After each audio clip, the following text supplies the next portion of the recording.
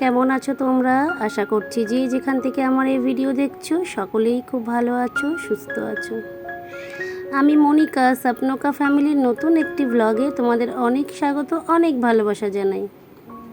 আজকে রবিবার, রোদ দেখে বুঝতেই পারছো অনেকটা লেট করে উঠেছি। হ্যাঁ বন্ধুরা, আজকে উঠতে উঠতে প্রায় 8টা। রাতে ভেবেই রেখেছিলাম আজকে একটু লেট করে উঠবো, কারণ কি তোমরা জানো যে প্রত্যেক রবিবারে আমরা একটু সারা সপ্তাহের ঘুমটা ওই রোববারে পুষিয়ে নিই আর কি। তারপরে ছেলেও বাড়ি নেই, রাতের বেলা ও মামার বাড়িতে থেকে গেছিলো, সেই আমাকেও রাখবে জোর জবস্তি, তো আমি তো চলে এসেছি।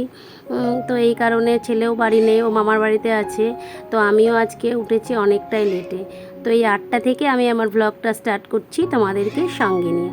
আশা করছি আজকের ব্লগটা তোমাদের খুব ভালো লাগবে, তো স্কিপ না করে পুরোটা দেখার অনুরোধ রইল।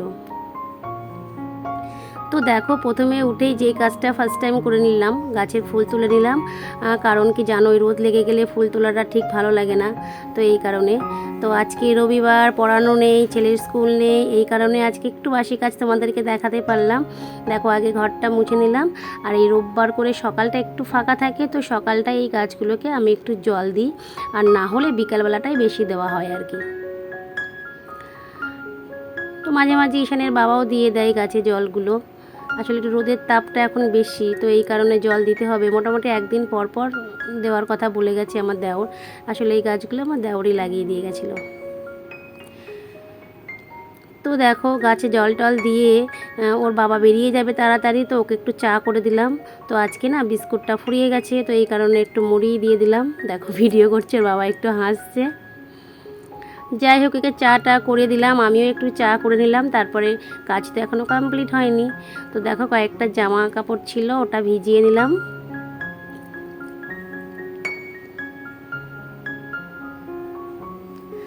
আজকে বাসন সেরকম ছিল না, শুধু ওই ঘরটা মোছা আর এই জামা কাপড়গুলো কাচা, এই হচ্ছে আজকের কাজ।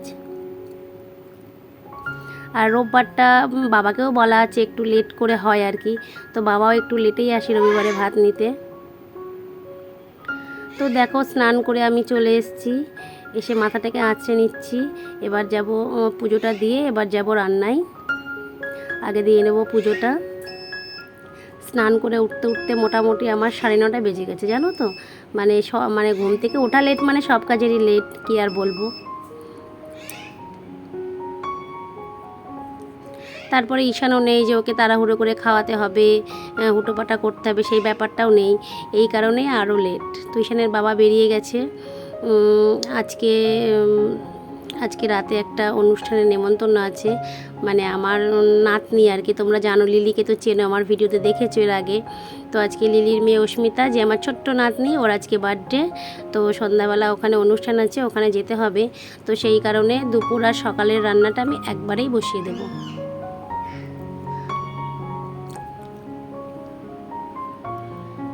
তো চলো পুজোটা দিয়ে নিই।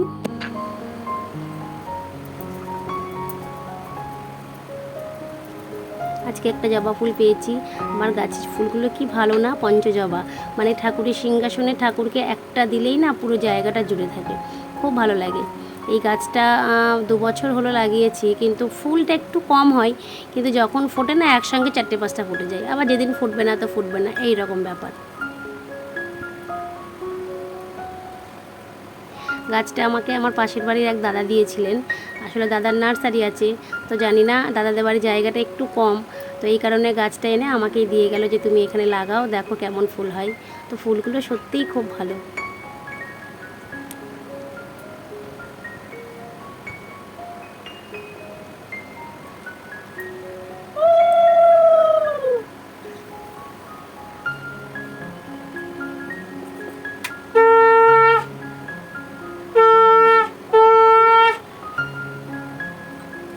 তো দেখো, পুজোটা দেওয়া হয়ে গেল, এবার আমি রান্নায় যাব। চা তো সকালে খাওয়া হয়েই গেছে, আর কালকেকার একটু ভাত ছিল, সেই ভাতটা একটু গরম করে নেবো, ওই ভাতটা আমার হয়ে যাবে। দেখো, ভাত বসিয়ে দিয়েছি। আর এই যে কাঁকরোল কেটেছি, আজকে সেরকম সবজি নেই, তো ঈশানের বাবা বলল যে যা আছে তাই করো, আবার কালকে একবারে বাজার করব। তো দেখছি ফ্রিজে শুধু কাঁকরোল আছে, তো কাঁকরোলগুলোই কেটেছি, একটু ভাজা করব আর তার সাথে একটু আলু পেঁয়াজ ভাজা করব। পুরো রান্নাটা তোমাদেরকে আজকে আর দেখাতে পারলাম না। আর তার সাথে কি বলো তো, আগের দিন ইলিশ মাছ করেছিলাম, তো এই 4 পিস মাছ আমি রেখে দিয়েছিলাম ফ্রিজে, আর সেই মাছ কটাই ঝাল করবো। আর এদিকে রাজা দেখো মা মা করে ডাকছে, যেই ক্যামেরা নিয়ে এসেছি চুপ। তো রান্না বান্না হয়ে গেছে, সকালে খাওয়া দাওয়া হয়ে গেছে, দেখো খুব চর্চা করে নিচ্ছি আর কি। তো এই প্যাকটা আমার ঘরেই থাকে, প্রতিদিনই দেওয়ার দরকার, কিন্তু দেওয়াটা আর হয় না, মাঝে সাঝে একটু দিই সময় পেলে। তো আসলে 11টার মধ্যে আজকে আমার রান্না কমপ্লিট হয়ে গেছে, তো এই কারণে আজকে একটু সময় পেলাম, তো একটু লাগালাম প্যাকটা, এই আর কি। বাবাকেও দিয়ে দিয়েছি একবারের দুবারের ভাত। তারপরে চলো আবার রেডি হয়ে সন্ধ্যাবেলা তোমাদের সামনে আসব।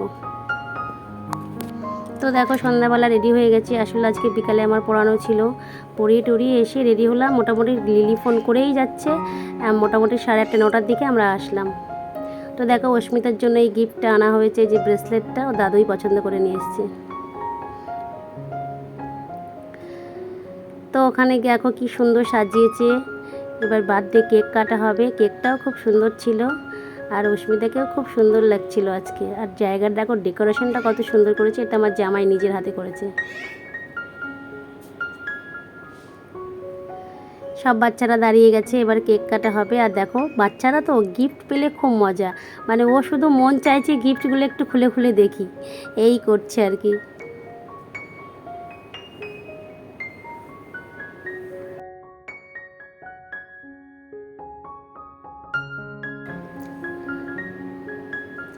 আর এই যে সব পুচকিগুলো দাঁড়িয়েছে, বাচ্চাদের এই কেক কাটা দেখাটাই বেশি মজা। আর পড়েছেও প্রচণ্ড গরম, কি বলবো, মানে ওখানে দাঁড়িয়ে সবাই হাঁপিয়ে যাচ্ছে, এতটা গরম। আর ঈশান জানো তো, জন্মদিনে যাবো অথচ কেক কাটা মিস হয়ে গেলে ওকে আর রাখা যাবে না, মানে এটাই যেন ওর বেশি মজা আর কি।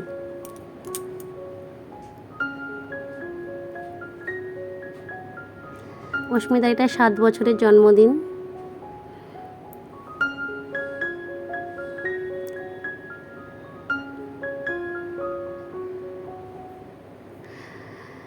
যেহেতু গান বাজছে বাইরে, ওই জন্য ভয়েস ওভার দিয়ে তোমাদেরকে বিষয়টা দেখালাম, না হলে বাচ্চাগুলো হাতে তালি দিচ্ছে, হ্যাপি বার্থডে বলছে, এটা দেখতেও ভালো লাগতো, তাই না বলো, শুনতেও ভালো লাগতো। যাই হোক অনুষ্ঠানটা দুপুরে করতো, তো আমি বলেছিলাম যে দুপুরে করো না, একটু সাজানো গোছানো দেখতে রাতের বেলায় মানে সন্ধ্যাবেলাটাই বেশি ভালো লাগবে। তো এই কারণে আসলে শনিবারের দিন ওর বার্থডে ছিল, যেহেতু শনিবারে অনেকেই নিরামিষ খায়, তো এই কারণে শনিবারের দিন ওকে যেটুকুনো নিয়ম করার করে দিয়েছে, মানে 5 রকম রান্না করে দিয়েছে, কেকও কাটিয়েছে, তো রবিবারে অনুষ্ঠানটা করা হচ্ছে আর কি। জন্মদিনে আরও দেরি করে গেলাম, কারণ কি রবিবার, সোমবারে সকালে ঈশানের লাস্ট পরীক্ষা আছে ভূগোল, একটু পড়িয়ে না নিয়ে আসলে তো কালকে একেবারে সেই গিয়ে কী করবে সেটাই মুশকিল। তো এই কারণে ওকে একটু পড়িয়ে নিয়ে আসলাম। রাখিরা সৌভিকরা এখনও এসে পৌঁছায়নি, সৌভিকেরও পরীক্ষা, রাখির মেয়েরও পরীক্ষা, ওরা সবাই পড়তে গেছে।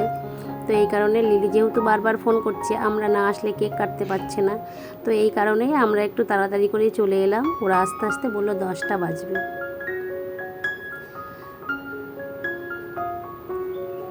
তো দেখো সবাইকে নিয়ে একটু ভিডিও করে নিলাম।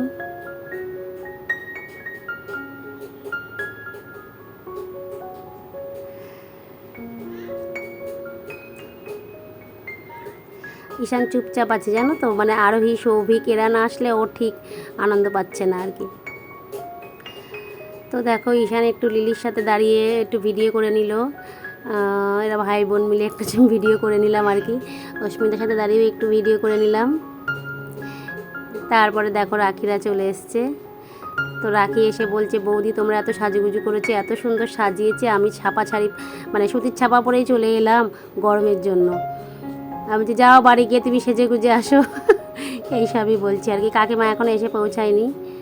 আর দেখো মায়াক এসে গান চলছে, কি নাচ, ও ওর মতন করে নাচছে, ওকে শুধু দেখে রাখতে হবে, না হলে এদিক ওদিক দিয়ে পালাবে আর কি।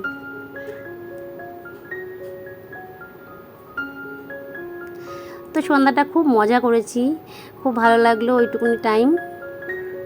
সুন্দর লাগলো। আর এই যে পুচকেটাকে দেখে আরে বেশি ভালো লেগে যায়। তো দেখো উঠোনটা একটু ওপরে তিরপল টাঙিয়ে সাইড দিয়ে একটু ঘিরে এখানে খাওয়ার জায়গা করেছে।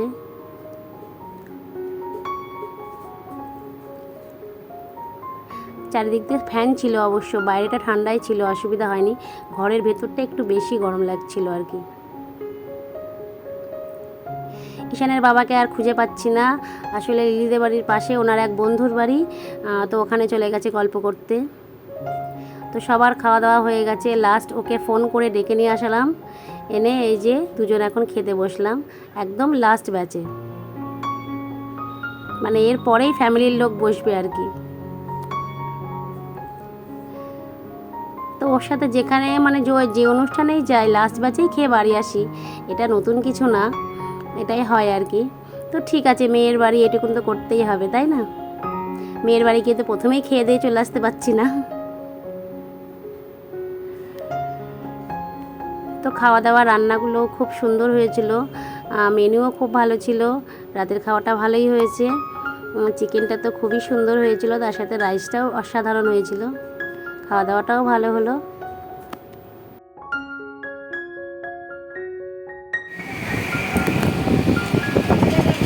তোমাদের খাওয়া দাওয়া হয়ে গেছে, এখন আমরা বাড়ি যাচ্ছি।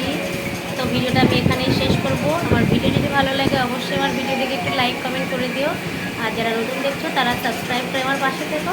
তো সকলকে টাটা।